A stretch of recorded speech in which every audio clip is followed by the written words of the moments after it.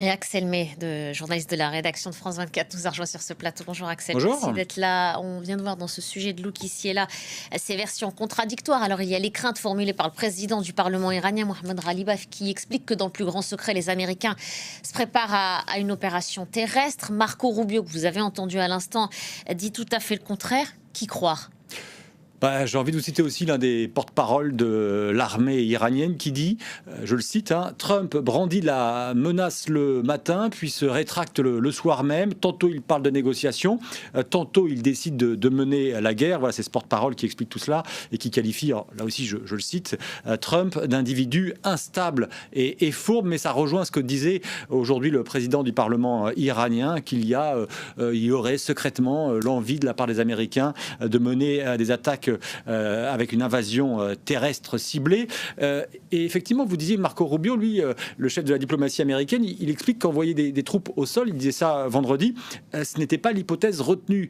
Mais l'hypothèse retenue, en fait, il faut comprendre, pour le moment, il se laisse différentes options et pour avoir des options, il faut avoir des troupes qui soient déployées en nombre dans cette zone du Proche-Orient. Marco Rubio qui a quand même aussi dit d'ici 2 semaines, ça sera terminé, alors que si on envoie des troupes au sol, vous imaginez bien que c'est reparti pour un cycle qui risque de durer.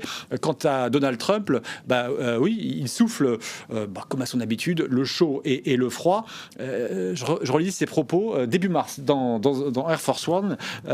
Il y a un journaliste qui lui demandait dans quelles circonstances enverriez-vous des troupes au sol. On était début mars. Et réponse de Donald Trump, il faudrait une très bonne raison pour que je puisse envoyer et que je décide d'envoyer des troupes au sol.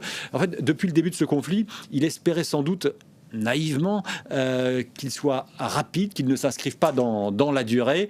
Et les informations du Washington Post ce week-end qui citent des responsables américains sous couvert d'anonymat confirmant que le Pentagone préparerait les opérations terrestres va justement dans le sens d'un conflit qui est en train de s'inscrire un peu plus dans la durée. Et le fait de savoir que des renforts sont déployés dans la région, qu'il y a ce porte-avions qui se déploie avec au moins 3500 hommes à bord, ça vient forcément accréditer cette possibilité-là, si attaque il y a terrestre. Sous quelle forme, Axel? Est-ce qu'on a des éléments de réponse? Il y a forcément des plans qui ont été soumis au président américain. Ensuite, c'est lui qui tranchera. Mais ce porte-hélicoptère, pour être précis, alors là, c'est le Pentagone qu'on voit, mais ce porte-hélicoptère Tripoli avait quitté le Japon il y a une quinzaine de jours. On l'avait presque oublié, mais on savait qu'il avait quitté le Japon. Et donc là, l'annonce qui a été faite, c'est juste qu'il est arrivé sur zone. Et il y a cette 31e unité expéditionnaire des Marines, forte de 2500 hommes. Alors 3500 si on compte aussi les marins qui sont sur ce porte-hélicoptère Tripoli, puis sur les bateaux qui l'accompagnent, sont effectivement des hommes capables d'aller au sol. Et il y a un second groupe amphibie qui a quitté aussi, on en parle moins, mais qui va arriver sur zone, le porte-hélicoptère Boxer, qui lui est parti non pas du Japon, mais de la côte est américaine, et il fait lui aussi actuellement route vers le Proche-Orient.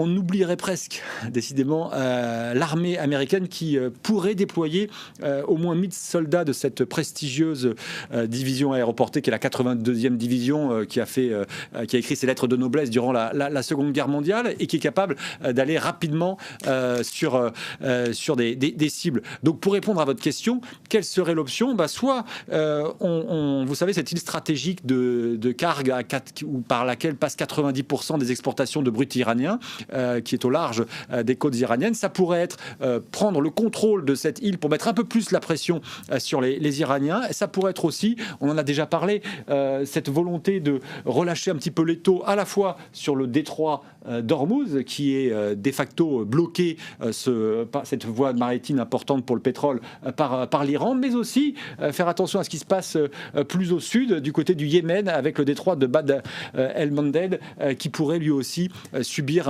un blocus et aggraver un peu plus la crise mondiale du pétrole à laquelle on assiste. Donc, il y a un renforcement massif actuellement des forces américaines. Est-ce qu'elles vont mener des petites opérations ou des opérations un peu plus larges? Comme souvent avec Donald Trump et l'Amérique de Donald Trump, il faudra attendre de voir ce qui se passe pour se dire est-ce qu'on avait ou pas raison de s'inquiéter sur ces possibilités. Le temps nous le dira.